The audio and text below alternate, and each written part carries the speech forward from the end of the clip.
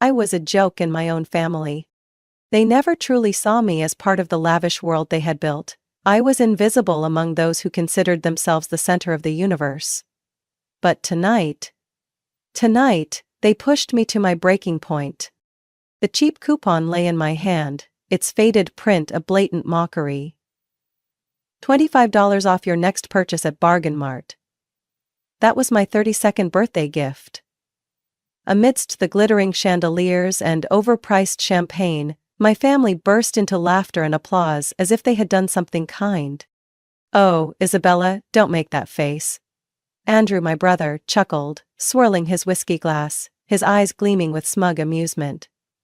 "We just thought you could use a little help. After all, you do need that coupon, don't you?" "Need?" I scoffed. They knew nothing about me. They thought I was struggling, scraping by at some mediocre job, living in some cheap apartment. They had no clue about my real life. My mother, Evelyn Carter, nodded with her usual tight-lipped smile, the kind she used to dismiss anything unworthy of her attention. "Be practical, Isabella. You're always pinching pennies, so I figured you'd appreciate the gift. It's actually useful." Beside her, my father, Richard Carter, remained glued to his phone. One hand ran the largest real estate empire in the state. The other decided who in the family was worthy of his recognition. I, of course, had never made that list. "Be grateful," he muttered without looking up. "Andrew went through the trouble of arranging this dinner for you." "Went through the trouble?" I almost laughed out loud.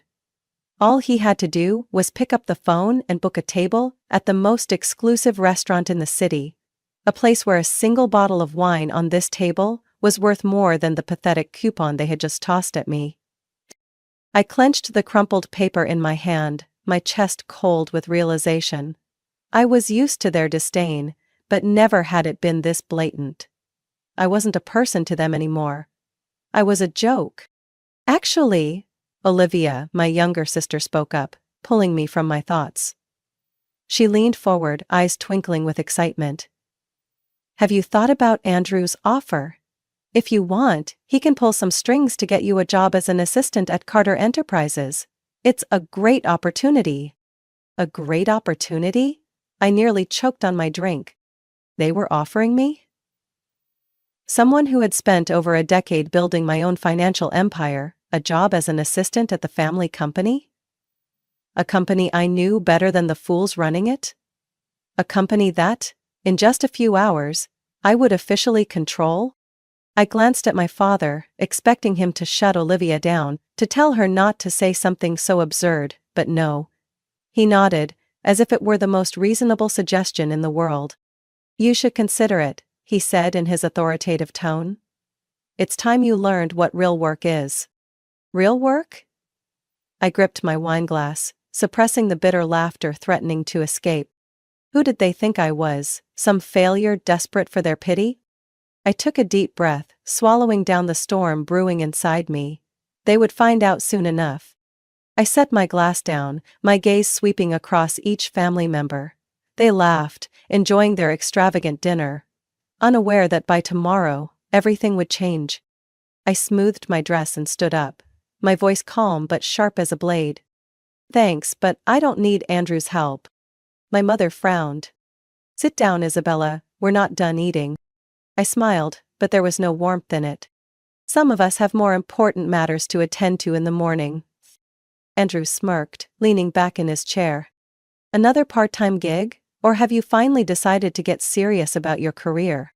I tilted my head, my eyes locking onto his. "You're right, Andrew, I am getting very serious." "Very serious." I pulled a $200 bill from my wallet, placed it on the table 6 times the value of that pathetic coupon. "Consider it a tip, because, as my dear brother always says, debts should be settled properly." Andrew laughed, clapping mockingly. He didn't get it. None of them did. But tomorrow morning, when they walked into that office, they would. They would finally understand who really controlled everything. I turned and walked away, leaving my family behind, still laughing, still oblivious to the fact that they were about to lose everything. I stepped out of the restaurant without looking back. The cold wind swept through my hair, but I didn't feel the chill. My fingers tightened around the phone in my coat pocket, my heart pounding. Not with anger, but with anticipation. Finally, after all these years, my plan was about to be complete. The black SUV pulled up right on time, the door swung open and Jacob sat inside, his gaze as sharp as ever. "Everything is ready," he said the moment I shut the door. I nodded, taking a deep breath. "Have the shareholders been notified?" Jacob smirked slightly. "The announcement goes live at 6 a.m. By the time Andrew wakes up, he'll realize he's no longer vice president." I couldn't suppress my smile. Andrew Carter, the arrogant fool who always saw himself as a financial genius, but was nothing more than a leech, living off the Carter name. He had no idea that the empire he was so proud of had been in my hands for a long time. I walked away from the Carter family 10 years ago, after my father pushed me out of the company. Back then, I had nothing but determination. I worked tirelessly at a small, unknown investment firm. I saved every dollar, investing in projects my family wouldn't even glance at. They thought I was struggling, barely getting by. In reality, I was quietly building my own empire. 5 years ago, I started acquiring shares of Carter Enterprises, bit by bit, through a web of subsidiaries and anonymous investment funds. 3 months ago, I became the majority shareholder. And tomorrow morning, the world would know. The SUV glided through the bustling streets of New York. I leaned back against the seat, closing my eyes, but my mind refused to rest. Jacob glanced at me through the rearview mirror. "Are you sure you don't want to wait until the board meeting to announce it? That way you could control their reactions better." I opened my eyes, staring out the window. "No. I want them to wake up and be blindsided. I want Andrew to walk into that office, feeling as confident as ever, only to realize he's lost everything." Jacob let out a quiet chuckle. "Rudolph." I shrugged. "I'm just giving them back what they gave me." Jacob didn't say another word. When the car stopped in front of my penthouse, he handed me a folder. "These are the final terms appointing you as interim CEO. The moment you sign tomorrow morning, you'll have full control." I took the documents, flipping through the pages. One signature was all it would take to control the billion-dollar corporation my family had mocked me for thinking I'd never reach. I lifted my gaze, meeting Jacob's eyes. "Good work. Now go get some rest, tomorrow will be a long day." He nodded and left. I stood on my balcony, looking down at the city, glowing beneath me. Tomorrow morning, New York would wake up to a major shift. I took a sip of wine, smirking. "Let's see who the real failure is now, Andrew." I stepped into Carter Enterprises at exactly 8 a.m., my head held high. The entire office fell silent as I walked through. Employees who once knew me only as Andrew's poor little sister, now stared at me in confusion. I walked straight to the main conference room where an emergency board meeting had just been called. As I stepped inside, Andrew was slamming his hand against the table. "What the hell is this? Who authorized the stock sale? Who did this stupid thing?" I pulled out a chair, sat down and smiled. "Good morning, Andrew." He whipped around to face me, his face flushed red. "What the hell are you doing here?" Leisurely I pulled a stack of documents from my handbag and placed them on the table. "Today is a shareholder meeting, isn't it? And since I'm the majority shareholder, I figured I should be here." Andrew's face went pale. What did you just say?" I slid the documents toward him. "I now officially own 52% of Carter Enterprises. And that means—" I leaned forward, my voice slow and deliberate. "You are no longer the vice president." Silence blanketed the room. A board member slowly flipped through the documents. When he finally looked up, his voice trembled. She's right." Andrew stared at me, sheer horror flooding his eyes. I leaned back in my chair, crossed my arms, and flashed him a razor-sharp smile. "What was it you said, Andrew? Oh, right. Some of us could use a little financial assistance." His eyes darkened. "Isabella, don't do this." I smirked. "I already did." Andrew gasped, his hands trembling as they gripped the edge of the table. "You'll regret this." I tilted my head, locking my gaze onto him. You think I spent a decade planning this without preparing for your retaliation? Andrew had nothing left to say. I turned to the board, my voice firm. Let's begin the meeting. And just like that, the reign of Andrew Carter came to an end. I sat in the boardroom, watching as the color drained from Andrew's face, his mind slowly processing the fact that everything he once had was no longer his. Once, I had wished to stand here under different circumstances. I had hoped my father would see my potential, give me a chance, just one chance, to prove that I was not useless. But that moment had never come. I closed my eyes, memories of the past rushing back like a slow-motion reel. I stood in front of the gleaming glass doors of Carter Enterprises, my heart pounding in my chest. I had just graduated from the Wharton School with top honors in finance, one of the most prestigious programs in the country. My transcripts were flawless, my internship experience impressive, and my ambition undeniable. I stepped into my father's office, full of hope. "Dad, I want to work here," I said, my voice resolute. Richard Carter looked up from his desk, his cold gray eyes scanning me. "Here? Why?" I took a deep breath. "Because I have the skills. I'm not asking for a high position, I just want a chance to start. I'll take any job the company needs." My father let out a quiet chuckle, but there was no warmth in it. It was laced with disdain. "Isabella, you don't understand how the world works." He leaned back in his chair, arms crossed.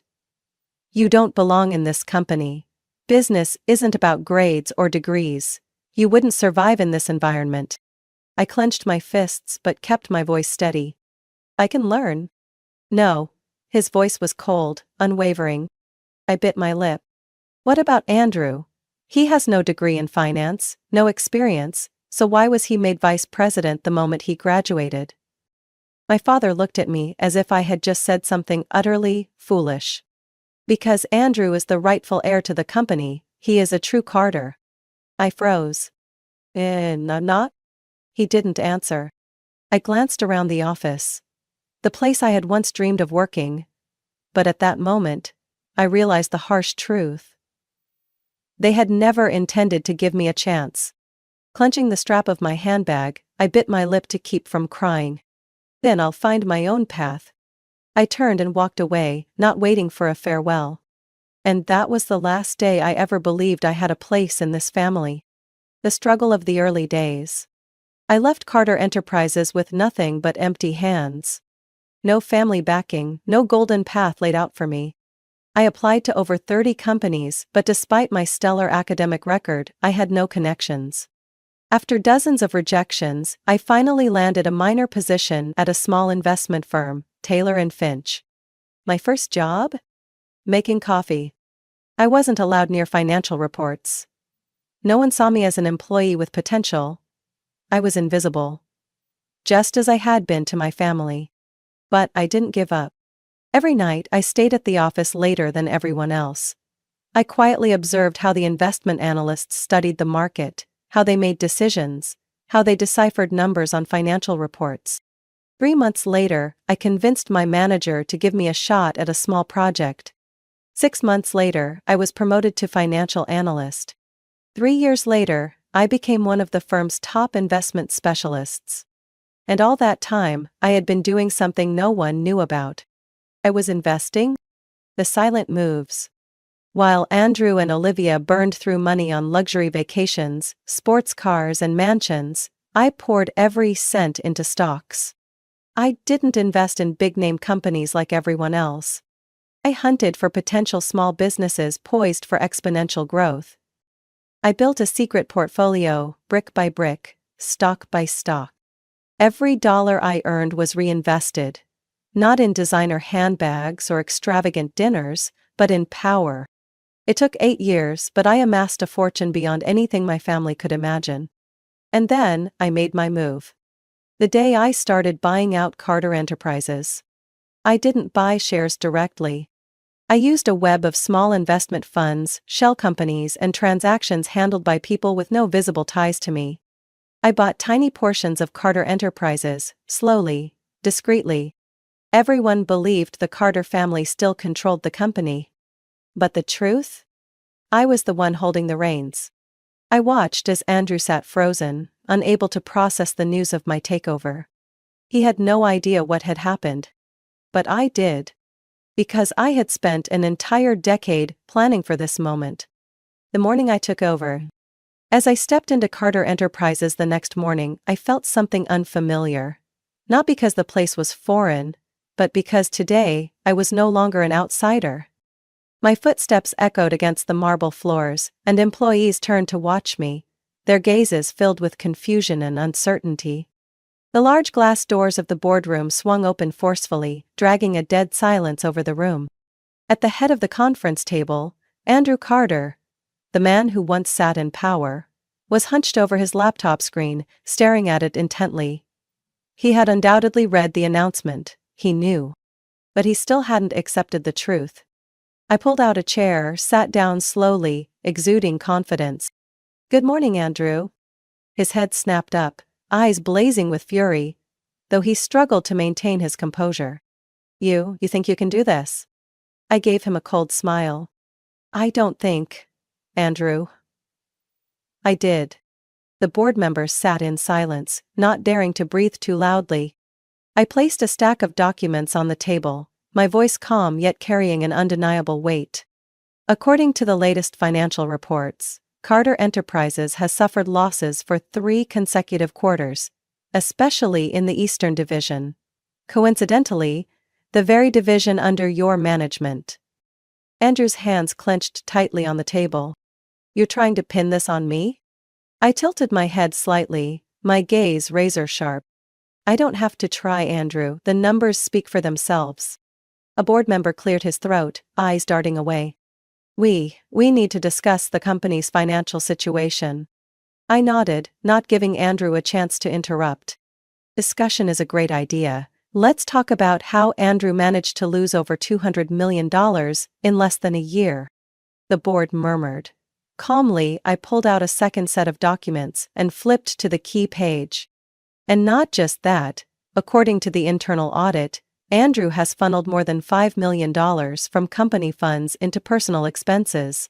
A mansion in Miami, a yacht, first-class flights to Europe, and let's not forget the rather interesting expenditure for a nightclub in Vegas. The CFO slammed a hand on the table. "Is this true?" Andrew tried to keep his face neutral, but I could see him unraveling. "I'm the vice president. I have the right to use company funds for client entertainment." I held his gaze. Entertaining clients with VIP passes to a nightclub? Very creative. A soft chuckle came from the board. I saw the veins in Andrew's neck tightening. He was about to snap. He slammed his hands on the table and shot to his feet. "You think you can kick me out of this company? This is my family's business." Slowly I stood as well, my eyes unwavering. "You're mistaken, Andrew. This is my company now." I slid another stack of documents toward the board. "I am now the majority shareholder, holding 52% of Carter Enterprises. That gives me full authority over executive decisions." The room fell into stunned silence. A few board members exchanged glances, then, nods of quiet agreement. Andrew shook his head, grasping at his last thread of hope. "Dad won't let this happen." I shrugged, my voice calm but ice-cold. "Only longer has a say, and even if he did, I'm far beyond his reach now." His face drained of color, his breathing quick and uneven. I met his gaze, my words sharp as steel. "Andrew Carter, you are officially terminated from your position as Vice President of Carter Enterprises, effective immediately." The room plunged into absolute silence. Andrew opened his mouth to protest, but not a single board member spoke up in his defense. His eyes darted around, panic setting in as he realized there was no one left to save him. I turned toward the security team waiting by the door. "Please, escort him out." 2 security guards stepped forward. Andrew yanked his hands away from the table, but he knew he was powerless. He turned to me, his voice strangled with rage and desperation. "You're going to regret this, Isabella." I crossed my arms, offering him nothing but a cold, knowing smile. "Maybe, but before I regret it, make sure you've packed your things." He glared at me with pure hatred, then turned and walked away, his footsteps heavy as if dragging the weight of a crumbling empire. The door closed behind him. I exhaled slowly, the taste of victory spreading through me. The board remained motionless, as if they had just witnessed a hurricane tear through the room. I sat down, placing my hands on the table deliberately. "Now then," I said, my voice firm, razor-sharp. "Let's talk about the future of Carter Enterprises." For a moment, silence hung in the air. Then, one by one, heads began to nod. I knew, from this moment on, I had won everything. I stood in the boardroom, staring at the door where Andrew had just been dragged out of Carter Enterprises. Out of my company. The thrill of victory still simmered in my chest, but I knew this battle wasn't over. My father wouldn't sit quietly. Richard Carter was not a man easily taken down. I had seen him destroy those who dared to stand against him. And now, I was the one who had just taken down his golden son. I turned to Jacob, who had been silently observing the meeting from start to finish. "How much time do we have?" Jacob smirked, his eyes sharp.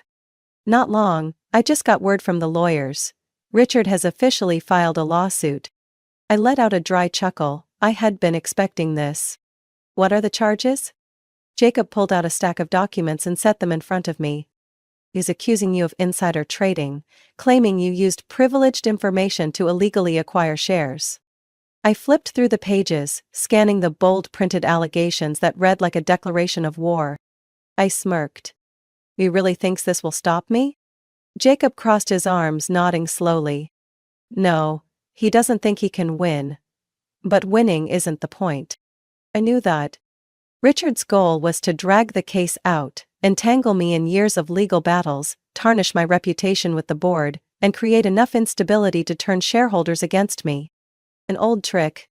The problem was, I had prepared for this. I closed the file and leaned back in my chair. "Amy doesn't know I'm already a step ahead." Jacob raised an eyebrow. "You mean dissolving Carter Holdings?" I nodded. "Exactly. He thinks I'm still operating my assets through Carter Holdings, the old investment firm I built. But 3 days ago..." I slid another folder across the table toward Jacob. "I officially dissolved Carter Holdings. Every asset, every share I own, has already been transferred to a new entity, Imperium Capital." Jacob flipped through the pages quickly, then let out a low chuckle. "Smart. That means any documents Richard has on Carter Holdings are useless." Precisely. Richard had built his lawsuit around my old financial structure, but the problem was, that structure no longer existed. He could sue Carter Holdings all he wanted, except Carter Holdings no longer controlled anything. I had moved everything beyond his reach. Jacob scoffed, leaning back in his chair. "I bet Richard is losing his mind right now." I smirked. "We'll see soon enough." That night, as I stood on my apartment balcony, sipping a glass of red wine, my phone rang. Richard's number. I let it ring 3 times before answering. "Isabella." His voice was cold as steel, stripped of the arrogance he once carried. "Hello, father." I took another sip of wine, my voice calm. "You think you can take me down like this?" I let out a quiet chuckle. "I don't think, father, I did." A heavy silence. I could almost hear his sharp, uneven breathing on the other end. "How long have you been planning this?" "Since the day you refused to let me into the company." A scoff came from the other end, but this time, there was no confidence behind it. "You think you've won, daughter?" "No." I placed my glass down on the glass table, my gaze fixed on the glittering Manhattan skyline. "I haven't just won. I've taken back what was mine." "I won't stop." Richard's voice hardened. "I'll fight this lawsuit. I'll find a way to regain control." I didn't waver. "You can try. But no one knows better than you that you lost your power a long time ago." He didn't respond immediately, but I knew I was right.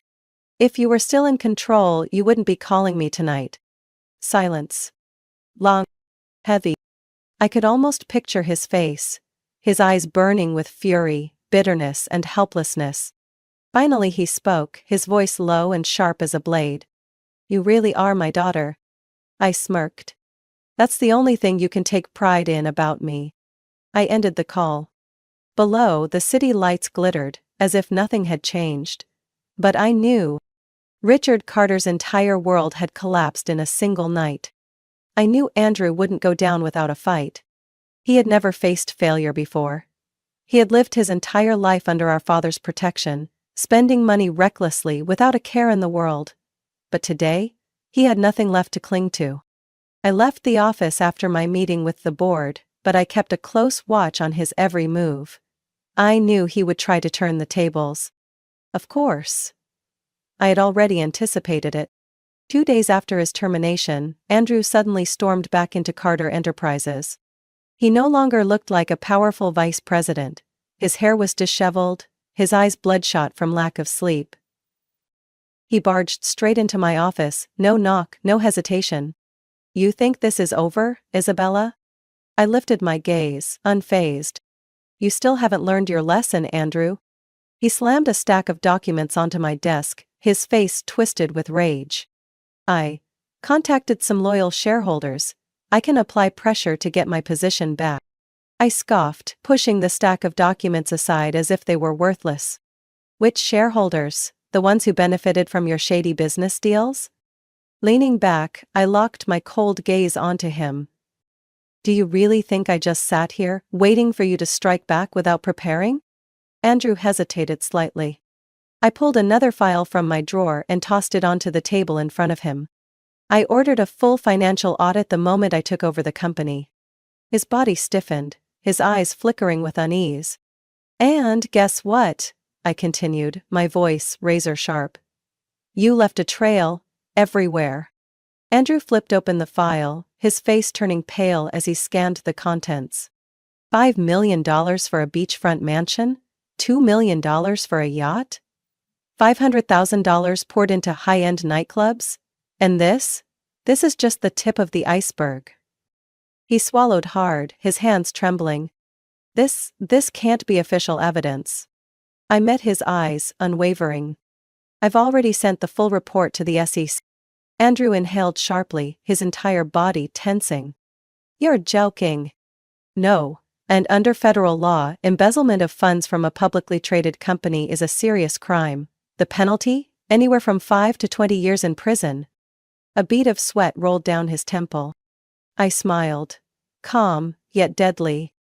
You've lost everything, Andrew. He shot up from his chair, panic flooding his face.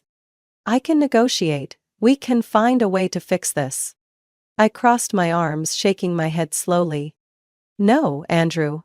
I don't negotiate with someone who drained company funds to fuel his extravagant lifestyle. The boardroom door swung open forcefully. 2 SEC agents stepped inside, their expressions cold and unreadable.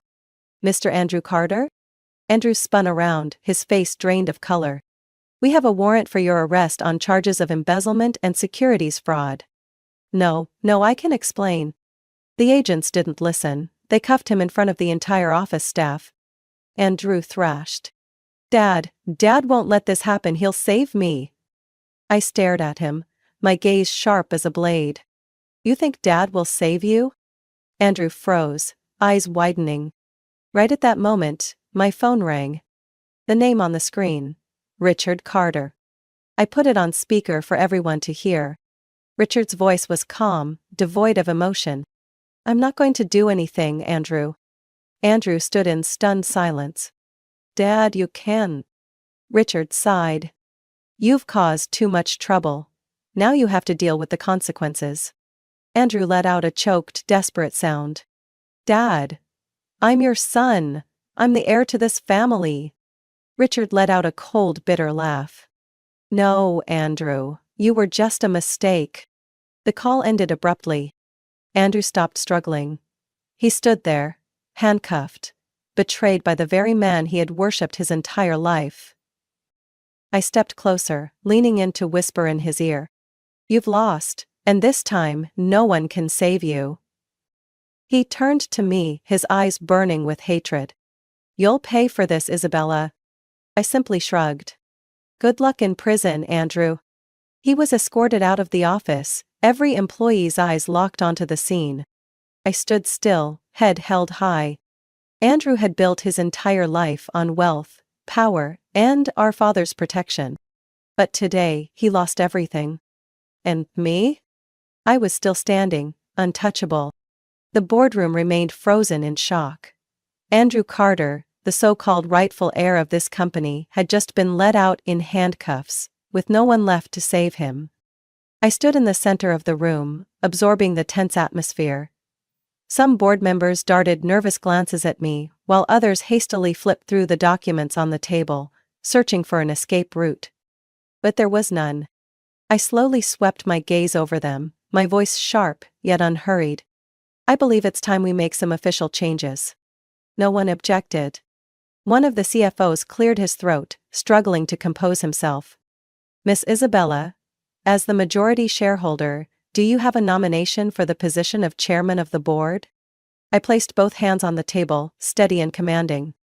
There's no need for discussion. I will take that position. A few exchanged glances, but not a single person opposed me. They had seen what happened to those who stood on the wrong side. In just 10 minutes, the votes were cast and signed. I was officially named chairwoman of Carter Enterprises. At last, this company was entirely mine. As I left the boardroom, my phone buzzed in my pocket. I glanced at the screen.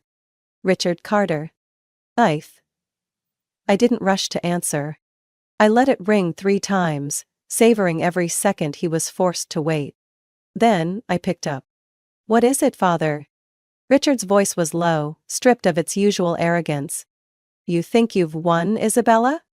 I smirked, my eyes tracing the glowing streets of New York below. No.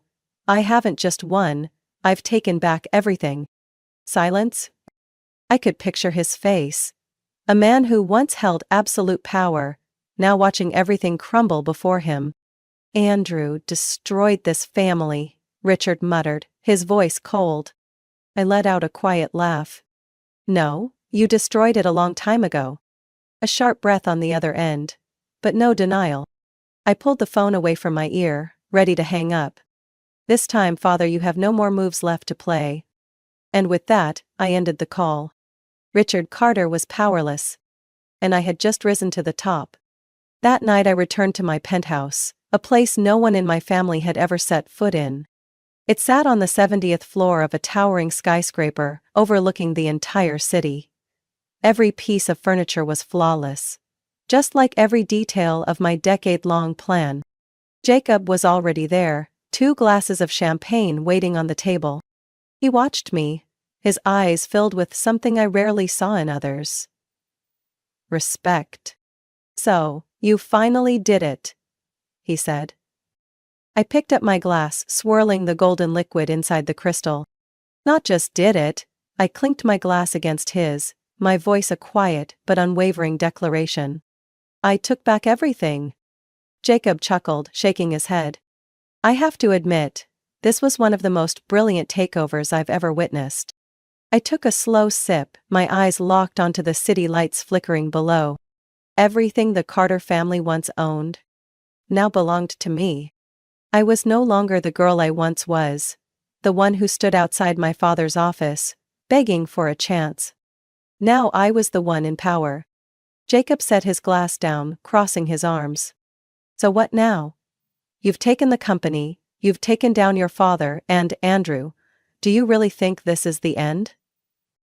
I looked at him, a sharp glint flashing in my eyes. There's still one more thing I need to finish. Jacob blinked, then let out a quiet chuckle. Richard Carter? I nodded slowly. He's lost everything, but I want to make sure he never rises again. Pulling out my phone, I scrolled through my contacts. A name appeared on the screen. Someone who could help me end Richard Carter's career for good. I pressed call. We have work to do. Jacob sat back, watching me with a knowing smile. I set my champagne glass down, my eyes gleaming like a wolf ready to hunt. This game wasn't over yet. I hadn't erased Richard Carter from this world completely. But trust me, that day was coming very soon. Isabella Carter's story is more than just a tale of revenge, It's proof of the power of perseverance, strategy, and determination. In a world where power is often handed down through connections, rather than earned through merit, Isabella proved that true success isn't about privilege. It's about intelligence and resilience. Life works the same way. You may be underestimated, cast aside, or even betrayed. But if you learn to seize opportunities, calculate every move, and refuse to give up, the day you win will come. And when it does, no one will be able to stop you. What do you think about Isabella Carter's story? Has she truly won, or are there still challenges ahead? Share your thoughts, and don't forget to follow the channel for more stories on life, family, and the hard-earned lessons that come from the most complicated relationships.